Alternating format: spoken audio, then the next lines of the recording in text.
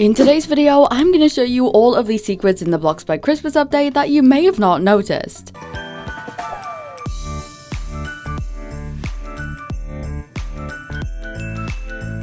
Hey glossettes, welcome back. How are you guys doing today? Now it's day 13 of Glossmas, and in today's video we are going to be looking at all of the secrets in the Bloxburg Christmas update, or just kind of small details that you may have not noticed, because I feel like there's a few that I really love and I really wanted to do a video on this. But of course, before we get into the secrets, we are going to go and see who is behind door number 13 on the Glossmas advent calendar. As per usual, there's a timestamp on screen now if you want to skip to where the video actually begins, but if we go over here to door number 13, the glossette we have today is actually Ari's mum and sister. Now, if you don't know who Ari is, she is one of my friends and staff members. She is a huge glossette, and it was actually her birthday recently, and her mum and her sister actually made her a birthday cake that looks like the cake I made in-game, like the cake house I made for my birthday. So she got like a real life version of that, and I just thought it was the coolest thing ever, so I really wanted to, you know, include it in one of these because it's so sweet. So, you know, thank you Ari for being such a dedicated glossette, and of course thank you Ari's mum and sister for making the cake in the first place, and welcome to the Glossmas advent calendar.